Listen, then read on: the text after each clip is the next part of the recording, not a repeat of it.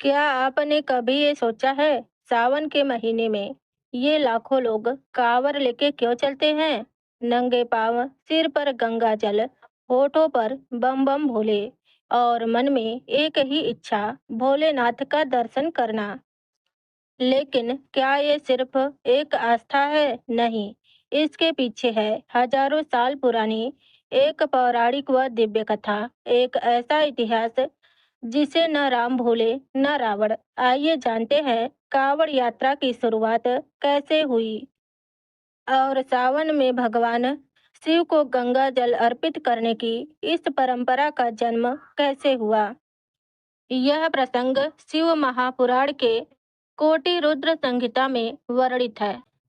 त्रेता युग में अयोध्या के राजा दशरथ के पुत्र भगवान राम वनवास पर गए थे। वन में चलते चलते राम, लक्ष्मण और सीता मगध जा पहुंचे। वहां का प्राकृतिक दृश्य बहुत ही मनोहर था। आषाढ़ मास समाप्त हो चुका था और सावन का महीना शुरू हो गया था।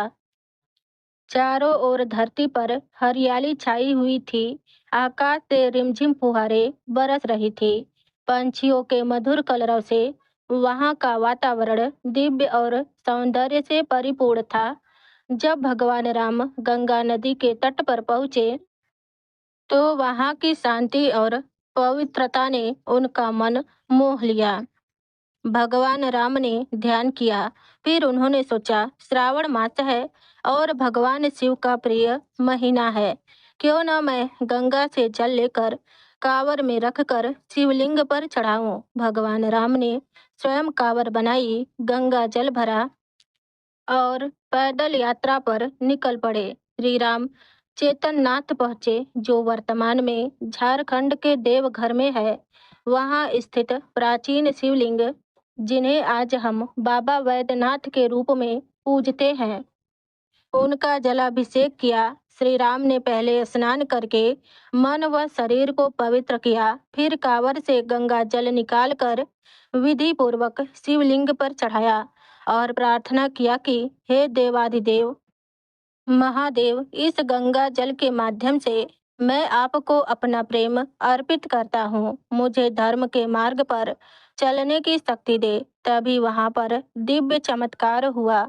भगवान शिव स्वयं प्रकट हुए और कहा, हे राम, तुम्हारी यह यात्रा एक परंपरा बनेगी। आने वाले युगों में भी लोग तुम्हारे समान कांवर लेकर मुझ पर जल अर्पण करेंगे। यही मान्यता है कि यह प्रथम कांवड़ यात्रा भगवान राम के द्वारा किया गया था।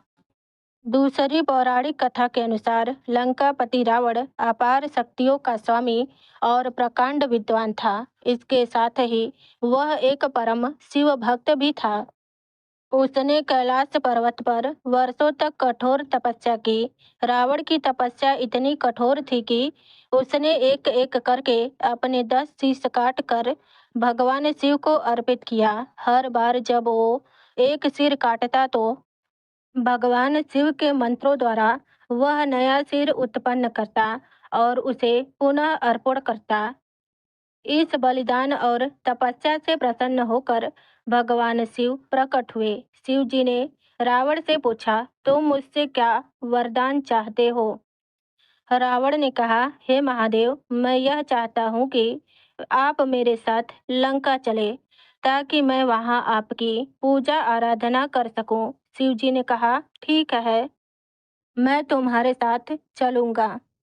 किंतु याद रखो, मैं जहाँ भी मार्ग में धरती पर रखा जाऊंगा, वहीं अस्थायी रूप से स्थापित हो जाऊंगा। रावण ने मान लिया। भगवान शिव ने अपना स्वरूप एक शिवलिंग में समाहित किया। रावण ने उसे एक कावड़ जैसे यंत्र में रखकर दक्षिण दिशा की ओर प्रस्थान किया। गगन भेदी मंत्रों और लंका विजय की कामना के साथ यात्रा अत्यंत कठिन थी। पहाड़, जंगल, नदियां, लेकिन रावण न रुका। देवगढ़ भयभीत हो उठे। यदि शिव स्वयं रावण के साथ लंका पहुंच गए तो रावण अजेय हो जाएगा। इंद्र, विष्णु, ब्रह्मा व अन्य देवता एकत्र हुए और उपाय सोचने लगे। भगवान विष्णु ने एक योजना बनाई। वह स्वयं एक ग्वाले का रूप धारण करेंगे। जब रावण कुछ दूर पहुंचा तो उसे लघु शंका की आवश्यकता हुई। रावण सोचने लगा, मैं शिवलिंग को नीचे नहीं रख सकता। वह चीख चीख कर बोला, कोई है जो शिवलिंग को थोड़ी देर थाम सके। तभी भगवान विष्णु एक ग्वाले का रूप धारण कर आए। रावण ने ग्वाले को देखा और शिवलिंग को सौंपते हुए कहा, बस थोड़ी देर थामना, मैं अभी आता हूँ, किंतु ध्यान रहे शिवलिंग को जमीन पर मत रखना। ग्वाला बोला, ठीक है, परंतु मैं अधिक देर तक थामे नहीं रख सकूंगा। जैसे ही रावण दूर गया, ग्वाले ने शिवलिंग को नीचे धरती पर रख दिया। शिवलिंग धरती से ऐसा जुड़ गया मानो वह वहीं जन्मा हो। कुछ समय बाद रावण वापस आया तो देखा शिवलिंग धरती पर रखा है, तो वह क्रोधित हो उठा। उसने पूरी ताकत लगाकर शिवलिंग को उठाने की कोशिश की, परंतु शिवलिंग टस से मस नहीं हुआ। उसने शिवलिंग को खींचा और उसके उंगलियों के निशान रह गए। आज भी बाबा वैद्यनाथ के शिवलिंग पर एक हल्का सा दबाव महसूस होता है, जो इसी कथा से जुड़ा है। तभी आकाशवाणी हुई। भगवान शिव बोले, रावण, तुमने शिवलिंग को धरती पर रखा है, अब यही मेरा वास होगा।